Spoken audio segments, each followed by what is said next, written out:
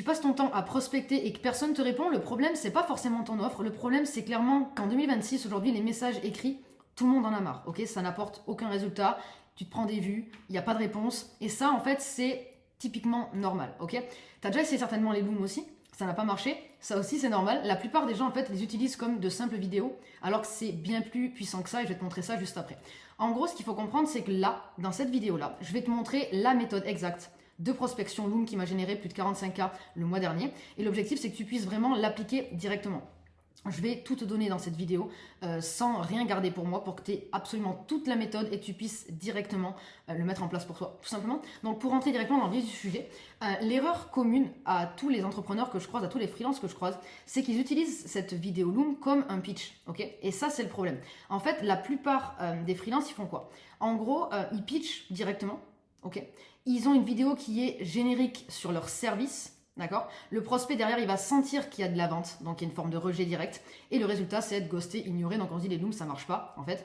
Or, ce qu'il faut regarder, c'est que l'objectif d'un loom en lui-même, c'est décrocher un call.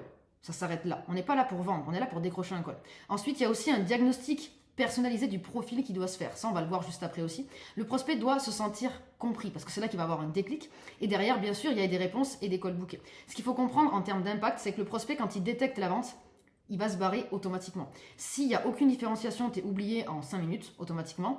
Si, entre guillemets, tu ramènes ce côté vente toujours, il y a automatiquement ce côté ghost qui arrive directement. Et le taux de call, on va dire booké avec des messages simples et des messages écrits, c'est 3%. Donc c'est un épuisement qui est garanti. Okay, donc le but, c'est qu'on voit comment ça va se passer par la suite. L'objectif du loom, c'est de décrocher un call, c'est pas de vendre. Encore une fois, c'est important de le voir comme ça parce que sinon, on va se dire que ça ne fonctionne pas. Beaucoup voient le loom comme un outil de vente. Ça n'est absolument pas le cas. C'est exactement la raison pour laquelle les looms ne fonctionnent pas quand on met ça en place. Ce qu'il faut regarder, c'est qu'un loom, ça crée une micro-transformation. Donc avant le loom, le prospect, il se dit quoi? Je ne sais pas pourquoi ça bloque, littéralement. Il y a le loom au milieu, donc on plante une graine. D'accord? On crée le déclic, on donne un avant-goût de ce que ça pourrait être. Et derrière, après le loom, ah ouais, ok, c'est ça le vrai problème. D'accord? Le c'est ça, c'est ce qui fonctionne le mieux, même dans les appels de vente, normalement vous devez le savoir, mais quand quelqu'un vous dit oui, ça n'a peu d'importance. Quand quelqu'un dit c'est ça, c'est que ça commence à être mieux. Donc vraiment, ce qu'il faut regarder, c'est il ne faut pas tout donner dans un loom, mais il faut donner un bel avant-goût. Okay, le prospect doit comprendre vraiment la valeur d'aller plus loin. Okay, c'est ça l'objectif. D'ailleurs, ce qu'il faut regarder, c'est qu'il y a 3 effets à créer pour que ça fonctionne, ok? Et ça crée ces 3 effets, un loom, quand c'est bien fait, on va voir toute la structure du loom juste après. Premier effet, c'est planter une graine, c'est-à-dire qu'il faut vraiment qu'il y ait un angle inédit, que le prospect en fait n'a jamais vu, parce que sinon, automatiquement, il va dire, j'ai déjà vu ça, on m'a déjà dit ça, ça m'intéresse pas. L'idée, elle doit rentrer dans la tête et créer une envie d'aller plus loin. Ensuite, il faut créer le sentiment d'être compris. Ça, c'est l'un des points les plus essentiels du loom. Les gens n'achètent pas quand ils se sentent nuls. Donc si vous dites, ben, ça c'est pas bien, ça c'est pas bien, ça c'est pas bien, il faut mieux que tu prennes ma stratégie, ça marchera jamais. Okay, ils achètent quand ils se sentent capables, mais mal orientés. C'est-à-dire qu'ils se disent juste, ok, j'ai pas de résultat, mais pas parce que je suis nul, mais parce que je ne suis pas les bonnes strates. Donc c'est ok en fait, j'ai peut-être encore des capacités. Et derrière, il faut incarner une autorité calme. C'est-à-dire qu'on n'est pas là pour convaincre, on n'est pas là pour vendre. La personne se convainc elle-même. Ça, c'est un point excessivement important. Il faut vraiment poser les éléments sans vouloir impressionner. On dit les choses telles qu'elles sont et on avance avec le prospect, même si on ne l'a pas en appel, c'est comme si on avançait avec lui. Okay, ensuite, ce qu'il faut voir, c'est qu'il y a un aspect psychologique derrière tout ça. Il faut vraiment recadrer, mais jamais sans juger. Okay, il ne faut jamais dire ton offre elle est mauvaise, tu fais ça de la mauvaise façon, montrer d'abord ce qui ne marche pas ou la personne est responsable de l'échec. Jamais il faut faire ces choses-là. Ça, c'est la pire des choses à faire. Ça ne devrait pas exister. Ce qu'il faut faire, c'est vraiment tourner la chose d'une autre manière. C'est-à-dire, le problème, c'est pas X, le problème, c'est Y. Donc là, la personne se dit, ok, mais en fait, je me bats sur un problème qui n'est pas le bon. C'est peut-être pour ça que j'ai pas de résultat. Donc, c'est pas toi le problème, c'est le cadre. Valoriser d'abord ce qui fonctionne déjà, très important, et le système est en cause, et ça se change. Okay, ça, c'est très important. Ensuite, il faut supprimer tout ce qui est honte et auto-culpabilisation. Sinon, ça ne fonctionne pas. Encore une fois, on est là pour apporter de la valeur, pas pour descendre quelqu'un. Derrière, ce qu'il va falloir faire, c'est amener cette autorité dont on parlait. Donc, il y a une différence entre le détachement et la pression de vente. C'est très important d'être dans le détachement. Si on sent que tu veux vendre, il y a un rejet immédiat, on l'a vu. Le prospect, il sent ciblé commercialement, il n'a pas envie. Il cherche des failles dans ta démarche. Automatiquement, il va trouver tous les points qui ne vont pas et il va couper avant même la fin du loom. Au bout de 2 minutes, déjà, il va comprendre, il va dire ciao. Alors que si on sent le détachement, la personne vient d'elle-même. Donc, elle perçoit la valeur pure, sans arrière-pensée. Elle regarde jusqu'à la fin et même elle répond et elle trouve ça pertinent. Et c'est elle qui va demander le call. C'est pas vous qui allez le proposer et ça change tout dans l'appel de vente qui va suivre derrière. Ok, si on sent que tu veux vendre, il y a un rejet. Garde bien ça en tête. Et si on sent le détachement, la personne vient d'elle-même. C'est la chose qu'il faut retenir dans nous. Ensuite, il y a une formulation, on va dire, qu'il faut mettre en avant quand on propose ce loom-là. Le call, ça doit être une continuité naturelle. Ça doit pas être un cheveu sur la soupe qui se pose comme ça et on se dit ok, je m'attendais pas à ça. Ça doit être une continuité. Okay, donc là, par exemple, j'avais que ton profil LinkedIn, donc j'ai fait avec les moyens du bord, mais on pourrait se prendre un petit café virtuel pour aller encore plus loin. Ça, on peut le dire à la fin d'un loom. Donc c'est un petit CTA, tranquille, qui ne fait pas vente, qui fait juste, j'ai fait avec ce que j'avais pas beaucoup, ok. Donc si tu veux qu'on aille plus loin, qu'on personnalise un peu plus, on peut se prendre un petit call tranquille, on boit un petit café virtuel et on voit ça ensemble, ok. Le prospect a le choix, ça c'est très important, il y a zéro pression. Le loom a déjà travaillé en fait pour vous, et derrière, c'est son idée, il prend pas le call parce qu'on lui vend, mais parce qu'il veut plus. Donc il est OK avec ça. Okay. Derrière, le deuxième point extrêmement important, c'est la personnalisation. La personne doit sentir que tu lui parles uniquement à elle. D'accord? Ça doit vraiment être le cas, c'est très très important à ce niveau-là. En gros, ce qu'il faut voir, c'est qu'il faut identifier un élément précis et tangible avant d'enregistrer. Ultra important. Donc choisir par exemple la source, post récent, la bio, la barre d'infos, peu importe. Il faut vraiment choisir la source, l'élément qu'on va mettre en avant. Okay, parce que sinon, la personne va dire ok, on a déjà fait ça 10 fois encore une fois, j'en peux plus. Okay, on se base uniquement sur ce qui a été écrit, publié ou ce qui est visible, sur du tangible. Derrière, prouver l'investissement de temps. C'est très important que le prospect remarque qu'on a passé du temps pour lui. Donc, screenshot du profil visible à l'écran, éléments soulignés. On peut préparer un miro, on peut préparer par exemple ce que je suis en train de vous montrer juste ici. Il faut vraiment montrer qu'il y a un investissement. Okay. Et derrière, on peut faire des références ultra précises. Jamais de généralité, très important. Donc, analyser ce qui a été publié de A à Z. On ne suppose pas. Okay, on montre à quel point on a de bonnes références sur ce qui se passe et qu'on est ultra précis et que c'est uniquement fait pour lui. Okay. Ensuite, un exemple concret de référence générique contre des références précises. Ta bannière, elle est jolie. Ok, super. Donc déjà, ça, c'est ultra subjectif. On s'en fiche complètement. Si t'es pas graphiste, c'est pas ton expertise, donc t'as rien à dire. N'importe qui aurait pu dire ça, blablabla. Ça, c'est tout ce qu'on veut pas. Par contre, ce qui est bon, analyser un poste de A à Z. Identifier ce qui a été bien, ce qui a été moins bien, ce qui a fonctionné, ce qui n'a pas fonctionné. Expliquer pourquoi. Amener une justification. Montrer le décalage entre ce qu'il fait et ce qu'il pourrait faire. Créer un « Ah ouais, c'est exactement ça ». Okay, c'est ça qu'on cherche. Okay, donc ça demande beaucoup plus de travail derrière. Ensuite, il y a les leviers émotionnels qui sont excessivement importants. Il y a 4 leviers et ça fait 80% du travail. Okay. Premier levier, l'enthousiasme. Il faut vraiment montrer qu'il y a une vraie passion pour le projet de la personne, qu'on a un intérêt direct à voir cette personne. Ça, c'est très très important qu'on ait ce côté énergie positive et contagieuse. Okay. Ensuite, il y a le côté sympathie. Il faut qu'automatiquement on ait un ton chaleureux, qu'on soit sympa, qu'on vulgarise au maximum et que même un enfant de 10 ans puisse comprendre ce qu'on est en train de dire. Okay. Super important. Derrière, la reconnaissance du potentiel. Ça aussi, c'est super important parce que ça va valoriser ce qui fonctionne déjà. Et ça va minimiser les erreurs, ok? Ça va vraiment maximiser le potentiel, encore une fois, et donc renforcer la confiance en soi. Donc ça, c'est excessivement important. Et le levier 4, l'ultra personnalisation. Donc chaque loom tourne autour de la personne, ok? Pas autour de toi, pas autour de ton service, c'est uniquement pour elle. Et ça, c'est l'erreur que je vois tout le temps. C'est-à-dire que les 2 premières minutes, on essaie de faire les choses bien, ok? On essaie de se dire, ok, je parle pour lui, et après, on parle que de soi. Mais non, la personne, elle n'en a pas envie, ça. Elle veut juste qu'on l'aide dans sa situation actuelle. Donc c'est ce que vous devez faire. Ensuite, l'étape 3, la structure en 4 étapes qui convertit. Donc ça, c'est vraiment une structure que 90% des looms suivent, c'est le squelette du loom. Okay, et on va voir comment ça se passe. Le squelette du loom parfait, il ressemble à ça. Il y a une intro qui est humaine, on va revenir dessus. Il y a un diagnostic, un apport de valeur et un CTA naturel. Simple et efficace. L'intro, c'est se présenter, pourquoi ce loom, compliment sincère et précis. Okay. Ensuite, diagnostic, donc étude du profil, point fort, problème racine, recadrage, etc.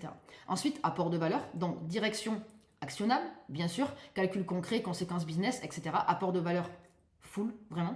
Et derrière, le CTA naturel, donc call comme continuité, petit café virtuel. Voilà, j'ai eu que ton compte LinkedIn, par exemple, pour LinkedIn.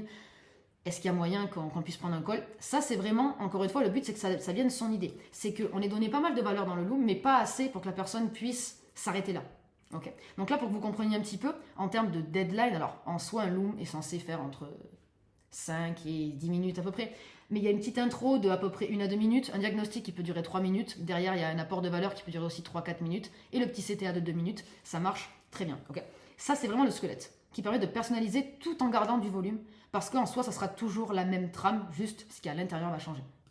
Derrière, la structure, on va dire, de base, pour poser les bases. L'intro, comme je vous l'ai dit, humaine et enthousiaste. Donc ça, c'est vraiment ultra important que vous gardiez ça en tête. Il faut se présenter brièvement, ok, expliquer le pourquoi, créer une connexion Il faut vraiment qu'il y ait un aspect où la personne se dit, ok, apparemment ce que je fais, ça a l'air vraiment de l'intéresser. Ça a l'air d'être vraiment kiffant, ok? Donc vraiment, on peut dire par exemple quelque chose comme, j'ai vraiment kiffé ton post. T'as des posts qui sont ultra bien écrits, donc ça fait déjà plaisir, sourire, etc. On met ce côté enthousiasme. Ensuite, il y a la personnalisation, donc montrer qu'on a vraiment étudié le profil et qu'on n'est pas tombé là comme ça il y a 10 secondes et qu'on découvre le truc, ok? Faire des références concrètes, montrer vraiment qu'on a travaillé notre truc et surtout amener ce côté recadrage de c'est pas toi le problème, c'est le cadre dans lequel t'es, ok? Donc c'est ok, il n'y a pas de drame, ok? Tu n'es pas le problème central. Et ça se règle ultra facilement du coup. C'est ça qu'on doit dire aux personnes. Ensuite, il faut créer l'envie d'aller plus loin. Donc, apport de valeur, piste concrète. Là, le but, c'est vraiment de parler de chiffres, si possible, ou parler de choses factuelles. C'est ça qui va vraiment aider à ce niveau. Et ensuite, le CTA, c'est la continuité. Donc, comme je vous l'ai dit précédemment, j'avais que les moyens du bord. On peut faire ça un peu sous le ton de l'humour. Mais on pourrait se prendre un petit café virtuel. Au moins, tu m'en dis plus. Je peux donner encore plus de valeur. Et puis voilà, tranquillou. Et le but, c'est vraiment que la personne ne se sente pas dans l'obligation ou ne se sente pas dans un processus de vente. Sinon, c'est sûr que c'est mort. Ok. Derrière, il y a des règles techniques, on va dire, à garder en tête qui sont importantes. 5-10 minutes, voilà. C'est à peu près le temps moyen. Les looms de 2 minutes, ça ne sert plus à rien. Il faut arrêter ça. Ok. Mettre en en 1.2 ou 1.3 la vidéo. Pourquoi? Parce qu'en fait, si le loom dure 10 minutes, ça peut être long, un petit peu. Même s'il y a de la valeur et que ça peut être long. Mettre en 1.2 ou 1.3, ça ne changera pas la facilité de regarder la vidéo. Et ça permet, du coup, de réduire un petit peu le côté temps, côté viewer. Ok. Et moi, je vous conseille fortement d'utiliser Tela à la place de Loom. C'est Tela que j'utilise là, juste ici. En fait, c'est beaucoup plus esthétique, déjà. Le branding, il est vraiment personnalisable. C'est beaucoup plus pro. Dès la première impression, elle est ultra importante et Tela est 100 fois plus compétent que Loom là-dessus. Là, je vous ai même fait un petit détail, mais en termes de branding, Tela est largement devant. En termes de montage aussi, en termes de première image aussi, esthétique aussi, pour faire des zooms, des dézooms, etc. C'est vraiment ultra bien fait. Ça se fait tout seul sur Tela. Donc, on va avoir un aspect ultra pro. Juste en changeant d'outil, le prix est à 2-3 euros exactement le même. Ok, donc vraiment, prenez Tela, oubliez Loom. Donc on appelle ça une stratégie Loom parce que, bon, ça c'est dit comme ça, mais c'est vraiment Tela l'outil qu'il faut utiliser à ce niveau. Mais avant d'aller plus loin, ce qui serait bien, ce serait que tu m'envoies ton dernier Loom. Donc là, réfléchis pas, va dans ton Tela ou dans ta partie Loom. Tu m'envoies directement, tu peux l'envoyer directement sur Insta, il est mis en description. Et comme ça, moi, le but c'est que je puisse analyser ton Loom de A à Z.